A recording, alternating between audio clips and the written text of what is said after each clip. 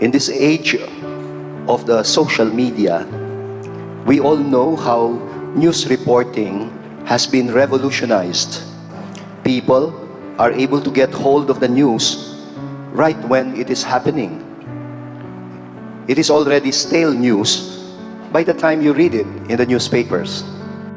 And yet, I was still a little surprised when I checked the headline news of one of the biggest dailies in the country announced the untimely death of Levy Laus this way: billionaire dies in a helicopter crash.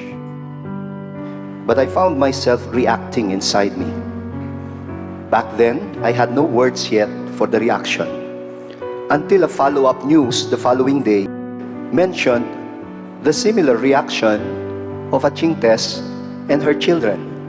It was our own Tonet Orejas who used the word flustered.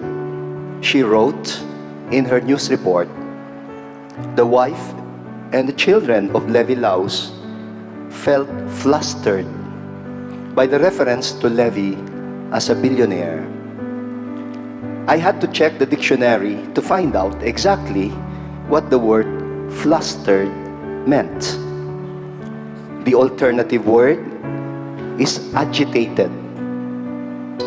Now I know that that was also how I felt about the headline news. I think the people who really know Levy Laus felt agitated by the reference to him as a billionaire, not because it is not true, but because it says nothing about him. Levy was definitely more than the money he had made in his life. If a person were to be defined only by the amount of money that he has, I would say that person must be so poor. That is what we read in the book of Revelations, chapter 3. If you say, "I am rich and affluent and have no need of anything," and do not realize how wretched, how pitiable, how poor, and how blind and naked you actually are, I advise you to buy from me gold that is refined by fire, so that you may become truly rich. We do not normally get shocked by the death of a billionaire. We're all going to die anyway, aren't we? Even billionaires are not exempted, but we are taken aback only by the death of a particular person whose wife and children are not strangers to you, whose passion you know personally, and whose legacy is the kind that is bound to be missed. You are moved because you know what he means to a lot of people. You recall how passionately he helped to lead Pampanga to recovery after Mount Pinatubo had erupted. How he contributed to the transformation of the former Clark Air Base into a special economic zone after its closure left thousands of Kapampangans jobless.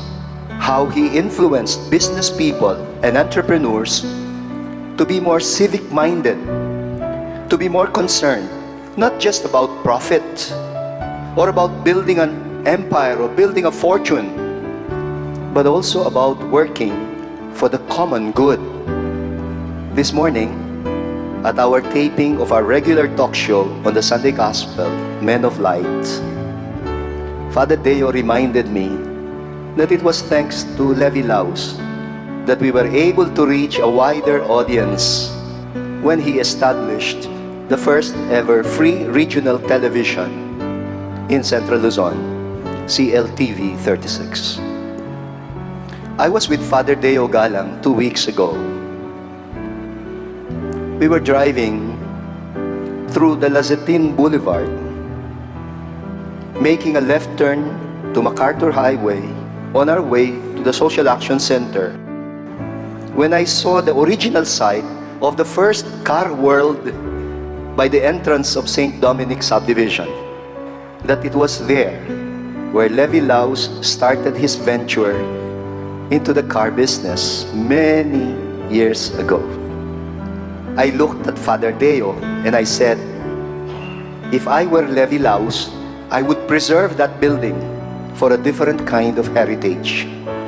I would probably turn it into a museum for his ideas on entrepreneurship, civic-mindedness, resiliency in times of disaster, imagination, and passion for industry and hard work, firmness in one's faith, humility in success, synergy, shared vision, love for one's family and community, love for one's province and country, initiative for building goodwill, something that will inspire future entrepreneurs precisely to build not just a business empire, but to build a life, to build a meaningful life, a character and a legacy worth emulating, worth remembering.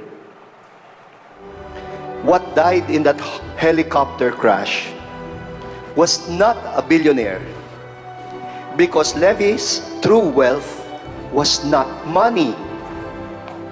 His true wealth was faith, hope, and love, which manifested itself in the kind of life that he lived. Levy did not have much when he began, but he made a fortune out of it because he knew how to count his blessings. Only grateful people are able to experience the miracle of multiplying the little that they have been entrusted with. Gratitude is a way of life. It was Levy's way of life.